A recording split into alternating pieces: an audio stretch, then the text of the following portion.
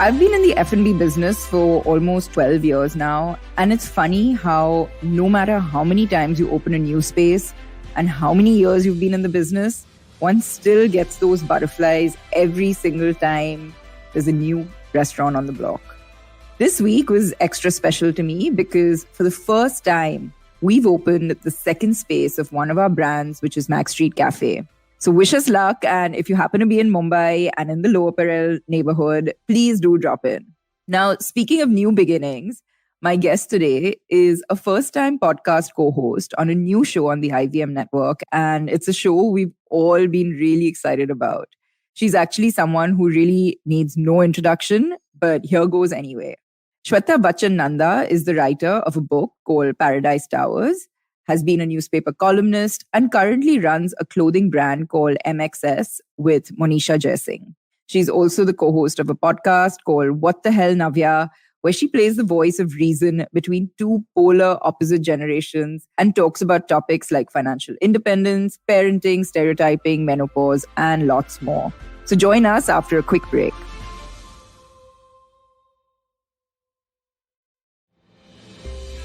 Welcome to the show, Shweta. It's so great to have you here. Thank you for having me. And congratulations on your show and your podcast. How does it feel? Thank you. Correction, it's my daughter's podcast. We're just, unpaid labor, I think. So it feels great. It's a very new thing we've done. And it feels actually really good. I'm super happy for Navya. I'm happy that people have, enjoyed what they've been listening so far, and fingers crossed. Well, I've really enjoyed whatever I've listened to. Thank you. So we all wait with bated breath every Saturday morning for the episodes to drop. So congratulations again. Thank you. I'm going to go back a little in time and get to know you because I think that there's, and when I was sort of researching for this, I was like, I want to know more than what's out there. So tell us, what were your growing years like? Sort of mentioned it in one of our podcasts that I loved my childhood because it was a very protected, we were on almost like an island in ourselves. It was me, my brother, we had our 4 cousins, and it was just this life where we were just this big joint family and very unaware of forces outside of our 4 walls. So honestly, my father was doing his most prolific work at that time, and we had no idea because my parents never allowed work into the home. They still don't. And we didn't have any access to film magazines or any of that. It was a very innocent sort of life. We were a little naive and, a little gullible and very busy playing, going to school, homework, tests. My mom was a regular mom coming in for our report days and, all of that, That's really interesting. And obviously today is a completely different situation, growing up with access to everything. It's not, but I love that you said that, your parents didn't bring work home because that's something I struggle with a lot. And because we work together and, it's very easy to do that. And, and I think it's such an important life skill to consciously kind of leave work at work. Right. And when you're with your children, focus on your children. And that's something I'm really trying to get better at. But that's interesting. I think it's also my mom stopped working while we were growing up, and she focused completely on my brother, me, my cousins, running her home. That became a different phase of her life. And today when she's working, even now, whether it's, her work as a parliamentarian or her movie work, she doesn't bring it home. It's just become the way things are at home. So I think it's nice because everyone gets a bit of a break and a bit of a time to sort of come back down to earth from whatever they're doing, relax, and just, it's a very, we're just a regular family sitting around a table or around the television set discussing things that are not work-related. I think that's amazing. And that's the side that I guess people don't know and assume that it's always work, when it comes to yours. So it's lovely to hear that. Tell me a little bit about you. And I guess I've always had the impression that you're sort of, you keep to yourself a lot and, not out there doing all the sort of interviews and, all of that a lot of people in, Bollywood families would. And I think was that hard for you? Is that what came to you naturally to kind of... So I've always been very shy, and I am someone who likes to keep to myself. And I have my friends who I sort of, I'm myself with, and it's not very out there. I'm not very good at pushing myself, which is, I don't think is something that has helped, because I think when you're working today, whether it's, launching my clothing brand or whatever you're doing, you need to be able to push yourself. And I see Navya and I see how well she does it. She does it on her terms. And, she's so good with her Instagram and her social media, and it's incredible. I just don't know how to do it. And I feel it has been detrimental to my whatever my work is, whether it was my book or my clothing brand. I could have been more out there. And I just am not physically able to do it. I just can't do it. It's so mortifying for me that I think it has been a disadvantage. But actually, I go to sleep and I'm very peaceful with myself at night. So no, I think it's important to you do you. But I have to say that from a business perspective, and as I hate saying this, but I'm going to say it anyway, a woman entrepreneur, people, you don't realize this sometimes, that people really look up to you. And you don't, honestly, I've sort of had people come up to me and I'm like, why are they so, interested in the things that I'm doing or saying? And but you don't realize that you go about your day-to-day work. Absolutely. And you don't actually realize the impact that you're having. And I think if what I've sort of learned over the last few years is that when we're in a position where we are sort of either learning or meeting people or just, have access to things, it's almost a duty to put that out there and to share it in some way. And I was exactly, like you're saying, I was like, I'm not doing video. I still don't do video, by the way, even though my team's always like, you have to start doing video, nothing else works. And I'm like, well, too bad. But it does take a lot, I agree, to, bear yourself in a way. Yeah. But I think the more I started doing it, I realized that actually nobody cares the way I think that they care, or is sort of judging or paying so much attention to a point where, it affects my decisions to put things out. But actually it's appreciated more than it's judged. And I think a lot of it was in my head before I started putting things out, and I started getting responses from people that were very encouraging and appreciative of me putting myself out there more. Yeah, I think it's important because, again, a woman entrepreneur is also something of a bit of an anomaly. And, you have a child and you're working and you're not just doing one thing, you're doing several things. And I think it's so inspirational for women who may be even thinking that, could I, should I? It's nice to see that other women are doing it, and not just women who come from families where there's someone who's already out there. Like in my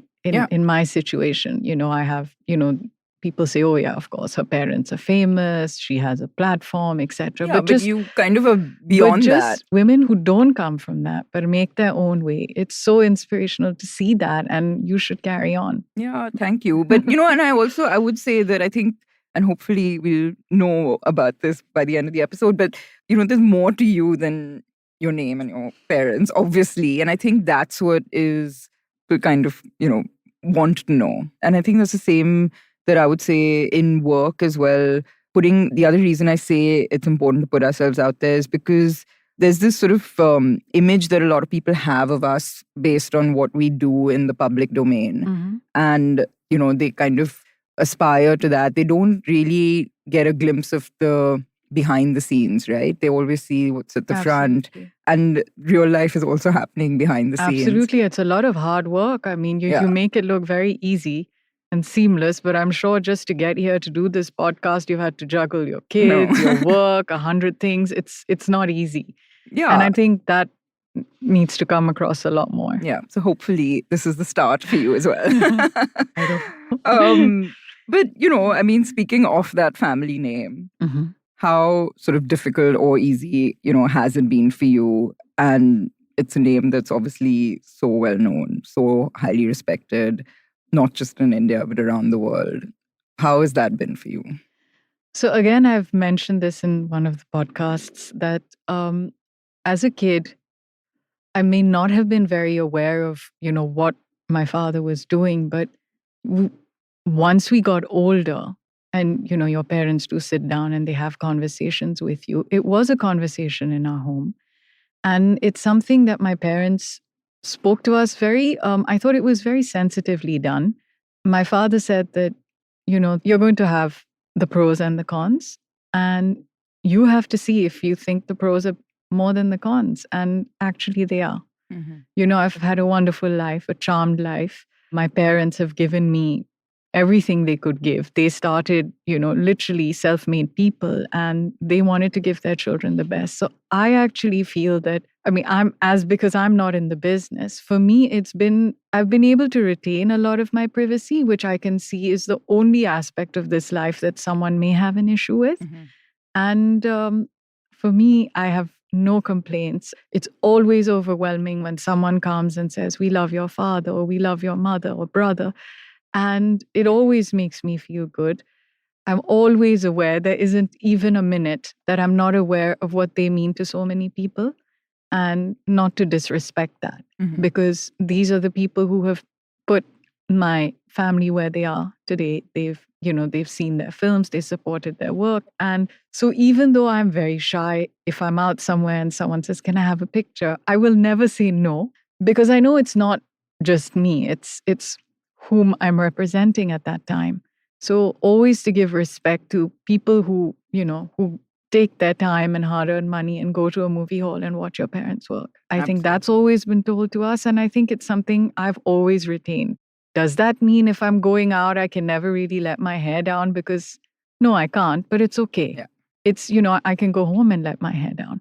So what has happened is, because that people will always look at you, will have judgments, will have their opinions, I think as a family, we're very insular. And I think we would prefer to be home on any given weekend, just spending time with each other or playing a game of charades or, what have you, than maybe going out. So yes, we have become a little insular, but that's not a bad thing. Yeah. It's No, nice to it's spend just, time it's with your navigating family. life Yes. a little differently, Yes. which is absolutely fair. And for someone, and of course, it's not even remotely comparable, but I've been out with my daughter. So I have a 9-year-old daughter. And I know I Instagram stalked oh you. God. Well, speaking of Instagram, there are times I've been out with her and someone's come up and just said, "Oh, I love your restaurant," or something. And she's now at that point where she's obviously seeing this, hearing this. And then, like people send things at home and things. And I'm a little confused about how to, I guess, navigate this with her, where I don't want her to start making in her own mind things up about what we do. And she's aware that we have restaurants and obviously has seen us in newspapers or magazines and things. And I'd love to kind of know what you would sort of advise someone who is where she's quite impressionable. And so is it better to just kind of downplay it in a way where she doesn't start thinking her parents are celebrities, or whatever, which again, that's not a word that I ever kind of encourage at home. But I don't know what's going through her mind and what's the best way to handle this. Honestly, the way I see it, today everyone's a celebrity. Everyone is the star of their own show. They have their own Instagram channel, whatever their own Instagram handle. But the way I see it is, life will teach you everything you need to know. So we grew up at a time when things were really good. And then there was a time when things were really bad. My father joined politics. There was that whole backlash. Then, he turned a corner age-wise. And suddenly, as an actor, you have to change the kind of roles you're doing. You may not, someone younger comes and they're more popular. And it's a big adjustment, not just because, you get used to a certain adulation, but also you have a restaurant. So the restaurant will always work. Here, my father is the business. So if you're not getting movies, then that's your income and your only source. You are your business. So it's very difficult to sort of, also understand. You have to adapt, you have to change, and the best people do. And you see things, you see heights of popularity, you see throngs of people outside the gate. And then there are years when no one even bothers to, take you in a movie. And we've seen that. And you realize that the highs are not real and they're not permanent, and the lows aren't real and they're not permanent. So it has to be actually dealt with, I would say, very lightly. It's not something that our lives depend on, or, it's there. It's a part of what we do. It's a part of work, which is why I think they never brought work home. So we weren't that affected by it. But we saw it. We saw life. We saw people change. And then, he did KBC and that got popular. And then people started, sort of coming back into our lives again. So we've seen all that. We've seen him go through a terrible phase with, finance, economics, and we've seen him bounce back from that. So life teaches you everything, actually. You sometimes don't even have to specifically address it. And I think most young kids today, they know more than what we did at their age. They're smarter about all this. I hope so. They are, really. We don't give them enough credit, but they are. No, and I'm very acutely aware that a lot of my social equity is linked to a restaurant that is never going to be, it's not permanent. And no, why? No, as in it's that, an it's something. institution. It makes me feel very old, but no, but it's just something that is, it can be transitory. And I always have this at the back of my mind when it comes to my daughter, but that's very helpful advice. So thank you. Let's talk about you being a writer. An author, and was this something that you always wanted to do? How did that happen? Again, I'm always averse to doing anything that puts me out there.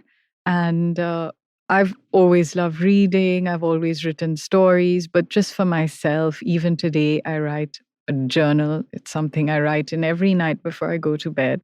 And it's just something I enjoy doing. It's, some people meditate. This is my way of meditating, just distill everything in. And I love imagining different worlds. For someone who came literally from a home where you weren't really allowed out a lot, you start making up your own little sort of fantasy worlds. And it was very vibrant. And then when I was urged to start writing, it was at a time when my kids had sort of gone away to boarding school and I was home, and suddenly I didn't know what to do with myself. And so then this is something I channeled myself into, and I enjoyed it. But I don't know if I did it full justice because, again, I don't know how to, plug myself. And yeah. I mean, I think the important thing is you did it. And I lack a lot. I lack discipline. I'm a dreamer left to myself. I'm very happy to just while away the hours dreaming in my own world. So, yeah. I think there's no sort of right way of doing it. And I think it's really important to be comfortable with doing it at your pace and your style, and not feeling, that you should do it this way or that way, and but being also, comfortable with. It's a lot of baggage when you come from a family of overachievers. It's a lot of baggage because you don't want to be mediocre then, because you've only ever seen them go for the kill. You never see them be mediocre. So suddenly you're like, oh gosh, what if, I write this and it isn't that great? And I don't know, will it be embarrassing? But I think you need to get over that and do it. And I'm glad I did it. And if I had to do it over again, I would definitely approach it in a better way, and, probably be able to push it a lot more, do a lot more of this. Things that I'm doing for my kid now, I should have done for myself. But, that's what life is about. You learn as you go along. Are you likely to do it again? I mean, I don't know. Yeah. I just don't know. I've never planned anything. And why not? Never say never. Exactly. You also launched your own fashion line. Yes. So, you have a business. What's that been like? And, what were the challenges? What's entrepreneurship been like for you? Entrepreneurship. So I started the line with Monisha Jair Singh, who's been doing this forever. So it was very easy. She made it very easy for me because, I'm not very good with the financial side of things and all of that. So I'm more part of the creative aspect or ideas and the designing and stuff like that. So it was very good because we had separate departments. And, it was so nice to have somewhere to go into every day, spend that time sort of thinking, creating, putting down your thoughts, your ideas, your designs, putting things together, seeing something emerge out of all of this. It's been a wonderful experience. So I've enjoyed it thoroughly. Are you aware of the sort of business side of it and how I mean, I do. I mean, she does try to talk me through it, and I'm just I just nod my head and I get it, but also I'm not entirely very conversant with it. So I say, look, I'll handle this, and we have our own divisions, and that's how it goes. So have you sort of faced any challenges kind of going down of course, this route? COVID has been a huge challenge. It's been a huge challenge for everybody who hires people, the karigars, workshops. These are things that have to be taken into consideration. Also going for someone like Monisha, who's always had a brick and mortar store, to heavily rely a lot more on online. And for someone like me who doesn't understand it at all, how things like Instagram, Facebook push purchasing is something we've had to learn. So it has been a challenge. And I mean, it's been a huge learning curve. It's not been easy. It's not been easy for a lot of people in retail. So we've often heard this, that the line, you'll understand this when you become a mom. Did that hold true for you when you became a mom? Yes and no. Yes and no, because there's some wisdoms that are older than even time. And I mean, my children keep telling me, you're turning into your mother. I hope you know that. And I say, yes, I am, but no. And they don't mean that as a compliment. Sometimes they do and sometimes they don't. They're like, this is something Nani would have said, you're turning into your mother. So I think we all eventually, if you're a mom, you eventually morph into your mother. And it may not be such a bad thing. You understand a lot of where she's coming from. And sometimes you wish that, okay, maybe I should have not given her such a tough time, or maybe I shouldn't have been so difficult. And a lot of the times I tell my children, I think in my head, this is what my payback. This is karma for what I did.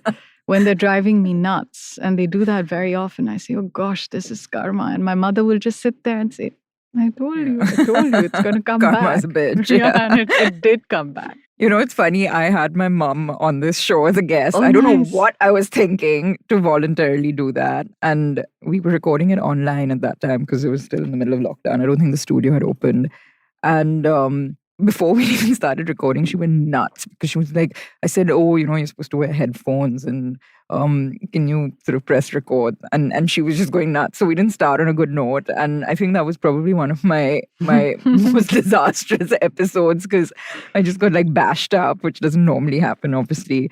But, it's what of course, there's a lot of, who I am today that I owe to my mother, of course, my parents, but my mother for just being this real, just being very, I guess, I don't want to say ambitious for us, but, just wanted the best for us, obviously, like any parent would. But but actually kind of doing it through the exposure and, the just giving us all this opportunity, right? And so I'm extremely grateful. But I'm also kind of acutely aware that, she grew up or had us in a very different generation from today.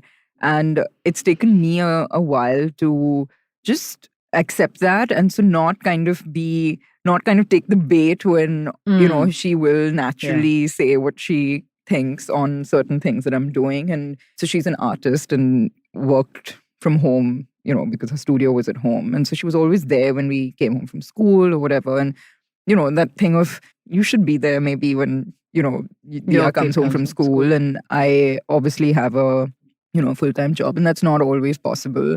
And it really bothered me for a while till I kind of just learned to make my peace with it. And, so I think it's so important for me today in my relationship with my mom in terms of recognizing that, focus on the good stuff and don't let the things that grate you kind of grate you, I guess. And it's a different generation. But we all have our bad days, I guess. Yes. No. But I get what you're saying, because there's certain things that my mom will also, she'll say it because obviously they don't hold back. She'll say, I think you should have done this way. But they're my children, and all the mistakes are going to be mine, and all the good parts are going to be mine as well. So, I think she's wise enough to give me that space to process that advice the way I want or not. And she doesn't take it badly. But there's always advice. Why are you doing this? Okay, maybe you should do this. It's up to me whether I take it or not. Absolutely. And you learn, right? That's the whole thing. Yeah. But, just going back to the point about you being shy and sort of, you feel like you're not sort of putting yourself out there as much. I mean, you have, like, just even if it's in writing a book, or, putting the creativity out there in the form of clothing or whatever, you are doing that. And of course, now you're seeing Navya do it through the podcast. Yes. And, what does that feel like? Like, seeing her, I mean, you talked about it earlier that, you're very proud of how she's managing it. But, what's that sort of felt like, seeing her kind of come into her own now and she's obviously also a businesswoman, and it's wonderful. I'm absolutely thrilled. I don't know if I've ever been someone who's ever wanted, I've never had set these grand goals that I need to achieve by this age and that, but I know she has. And I really want her to achieve every single one of them. And I want her to enjoy the process. And I think she is. She makes time for a lot of things in her life. And I think it's important. I love the way she's going about it. And I'm happy to support her with, whatever she wants to do. Honestly, I have no complaints with how Navya has managed to sort of gather herself up from really, she was an average student. She'd work hard. She did, she'd hit high school, she did college, she graduated. And suddenly, I don't know what happened. It was during the lockdown, she just suddenly blossomed into this person, and she became very much her own person. And I see also her personality changing. Navya has always been someone who would want to please everyone. She was a typical people pleaser and running herself ragged.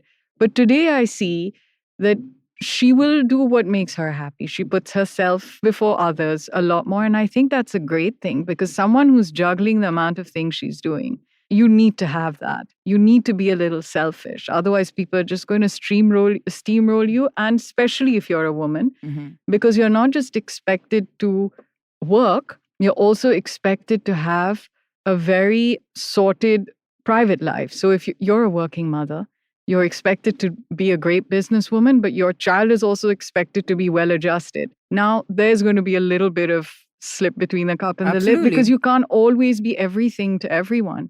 And that's okay, And I see that Navya's learning to understand that.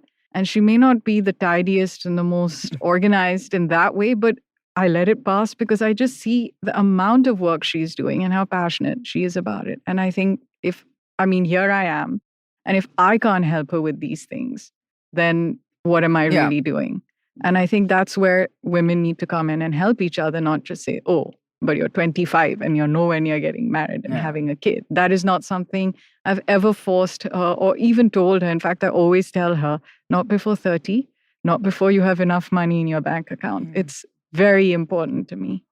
It's what you're saying is you sound like my mom, who I don't think she said it that way, but I think she always made me very aware of the importance of being financially independent. I think, it's interesting that you talk about financial independence, because that's the one thing that for some reason my mother did make me. It was something that, I don't think she was saying it to me that it's important to be, but it just was something that it got ingrained in me from a pretty young age. And so, I've always had jobs through college and, saved up and made investments. And it was just something that I felt it empowered me in a way, right? Like, even if it wasn't something that I meant I could like go off and do my own thing. But it's funny because it also has this flip side. And I'm sort of saying this because after getting married, sometimes that financial independence almost makes you like a little too independent in a way.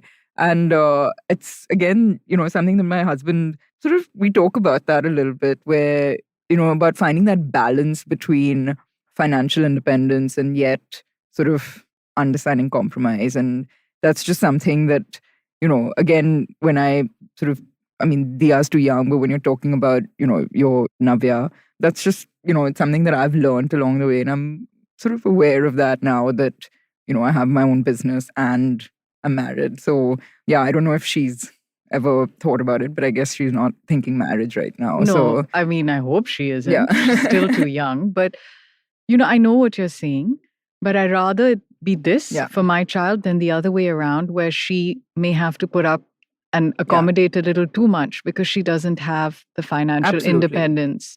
I would actually wish that for every woman the world over. 100%. A lot of women are controlled because they don't have financial independence, or they're not very conversant with finance. They don't know where the money is going. Yeah. And I don't think it's a good thing for women. Yeah.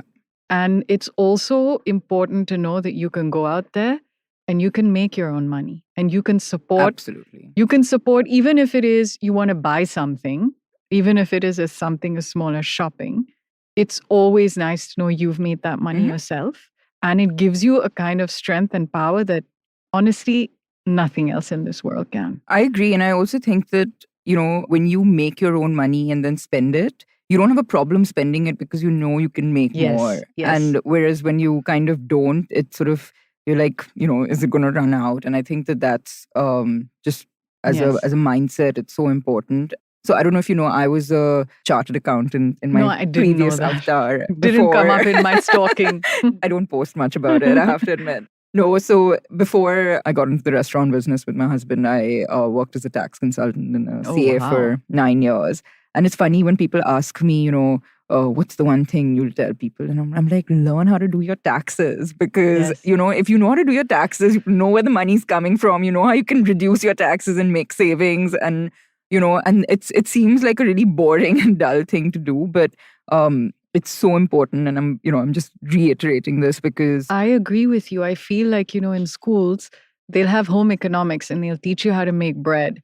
But they won't teach you how to do your taxes. They won't teach you how to sell the bread. They won't teach you that. And I think it's so important. I mean, I don't have much use for algebra and all of that, but I would have had use for more practical math, for things like this. And I just wish it would be a part of your curriculum because a lot of people need to know. And again, we're talking about adjustments with money and, a husband-wife dynamic.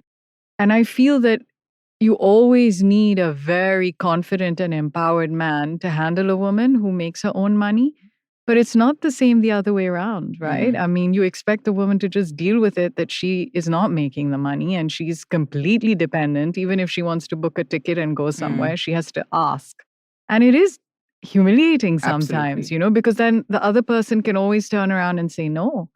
And then where does that leave you? And men don't really have to deal with that. Yeah. I mean, today I see there are a lot more people who have, maybe their house husbands and they don't earn as much or don't earn at all. And the wife brings in the money, which is fine. But then they say, oh, you need to be a very confident man to handle it. But you never say you need to be a very confident woman to have to deal with it all the time. That shouldn't be so. I would not want that for Navya. And honestly, if it means that she never really marries, it's fine.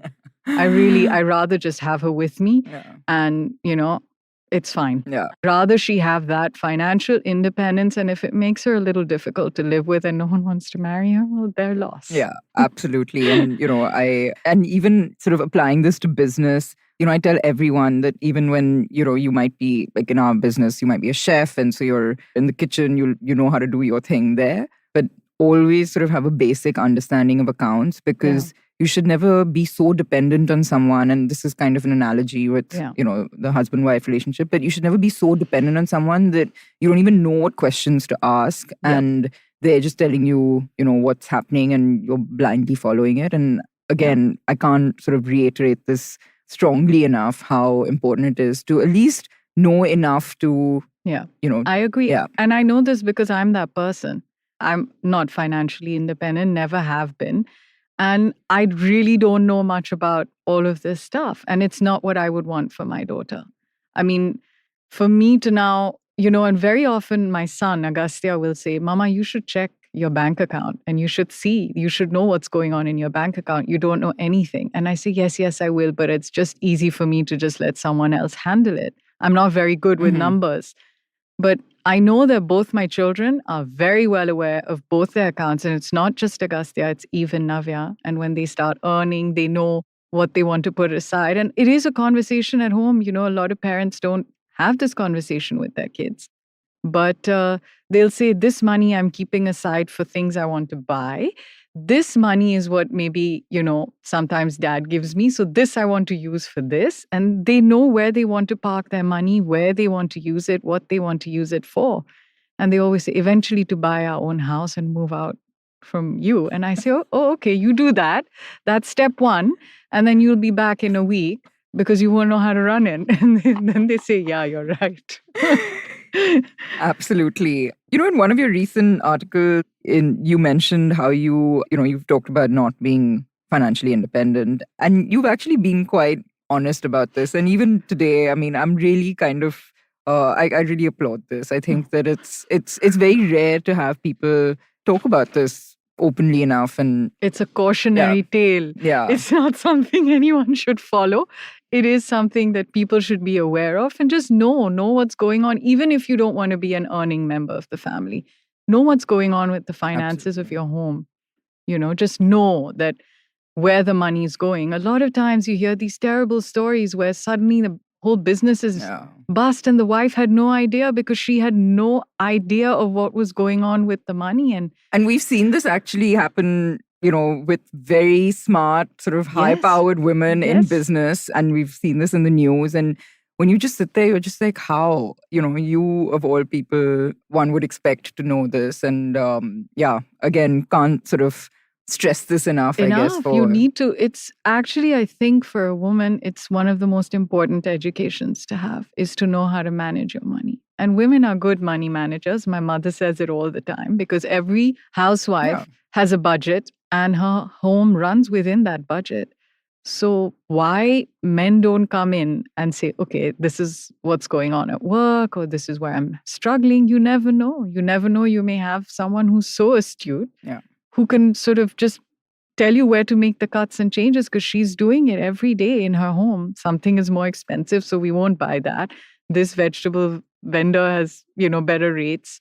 Yeah. And it's a lot of common sense. But I feel like I need to do a whole episode on sort of, financial independence and how to do it, because it's you may have the will, but knowing where to go, who to go to, where to even start, right? And I think that we need to make it easier for women. Yeah. We need to make it easier for women to access accounts. A lot of women aren't even co-signatories in their husband's account.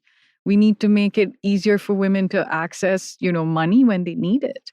Yeah. So no, there's need for there's systemic change at large. So, yes, absolutely. Mindset change. Yeah. What are your future plans? Anything exciting we can look forward to? I mean, as I said, never say never. So there's nothing really planned as such.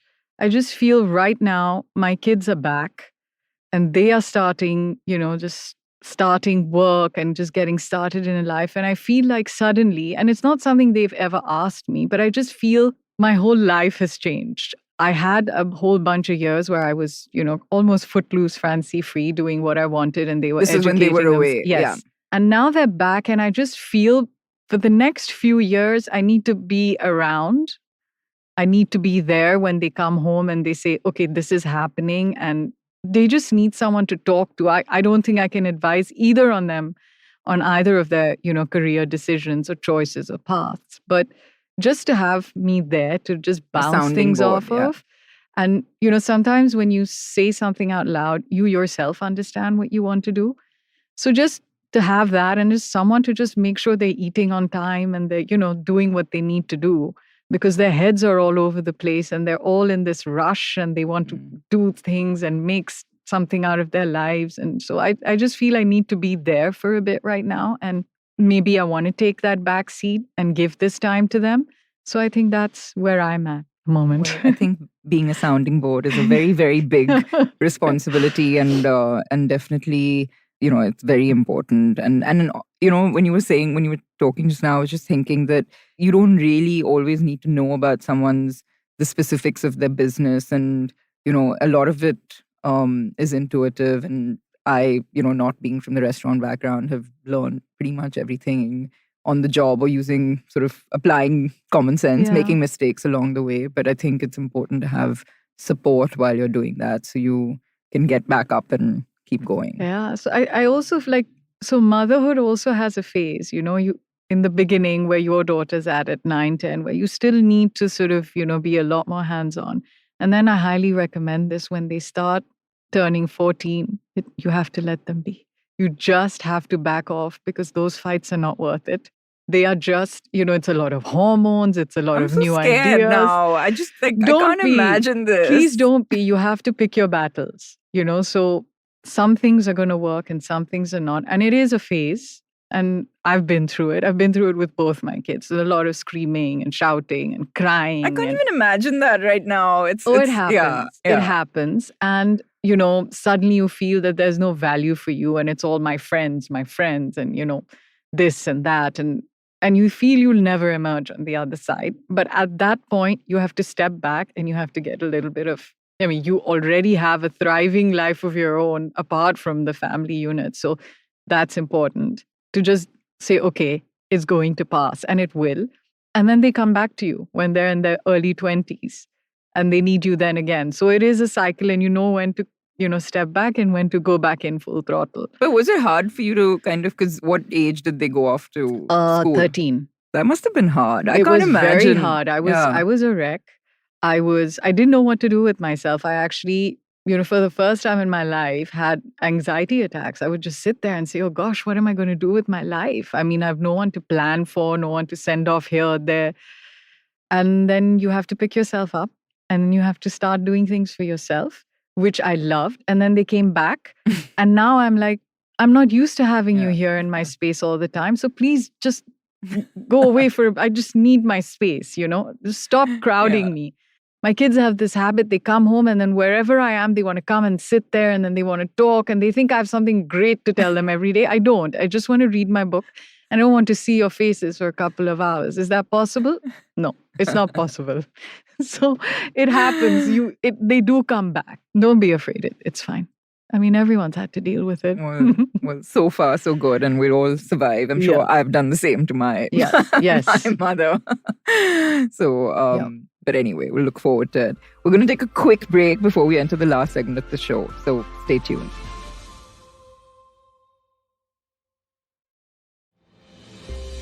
Welcome back. And I have Shweta Nanda with me. So I'm going to ask you sort of all the things that we haven't been talking about. And that's a quick rapid fire. Great. So what's your go-to comfort food? Rajma chawal. Oh, okay. I've actually heard this as being a thing on the show where you guys go straight home to Rajma Chawal. Yeah. So, okay, that's not a shocker. A great book you've read. I know you're a big reader. So, oh, gosh. There's so many. But my constant are all the Jane Austen novels. Persuasion is my favorite of all time. And then there's Wuthering Heights. Oh, I love these two books. Wow, in fact, you're into the classics, clearly. Yes. Yeah. Every time I travel and I see something with one of those deckled edged, really beautiful covers, and I know I have them back home, but I can't resist. I'm like, no, I have to have this and this version as well. So you're a big fan of Downton Abbey and all of these the shows. Yes, I am. I'm a sucker for all of those kind of shows. What would you say has been the best investment you've made in your journey so far? I think it would be my investment in my children. The time I've given them, I don't think has ever been wasted. So, my kids. Who have been your role models? Okay, so, I don't think you're expecting this, but sports women. I marvel at them because, first of all, because of our physicality, it's always like, oh, women are not as tough, they're not as strong. But when you see sports women, they're like forces of nature. And I'm not very sporty. So when I see women going out there and excelling on that level, I'm just fascinated by them and the discipline it takes. There's a lot of these women, especially the ones in our country, who don't have that kind of infrastructure. They're cooking, they're running, they're doing their exercise, they're training, and it's just amazing. They're like superheroes. It's true. So for me, those would be my biggest role models. Very interesting. Last but definitely not the least, what's your definition of success?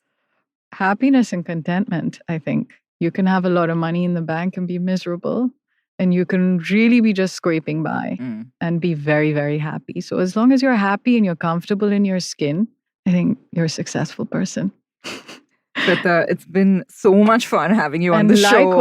And thank you so much for making the time. And I don't think I've had so much fun talking about the whole mother-daughter relationship. The last time, like I said, was with my mother. So it wasn't half as much fun.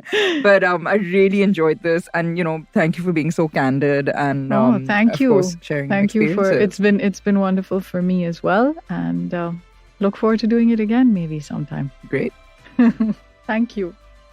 It's funny how we all compare our lives to that of celebrities and think they have it so good. In fact, after my conversation with Shweta today, it would seem that when it comes to the issues that really matter, like family, work, financial independence, and happiness, the fact is, no matter who you are and what you do, we all have it just the same. I hope you enjoyed tuning in today. Do catch the earlier episodes when you get a chance. And more importantly, I would love to hear from you with your thoughts on the show. You can find me on Instagram at Gauri Devidayal or on Twitter at Gauri Details or LinkedIn. Either way, sit back and relax because this round is on me.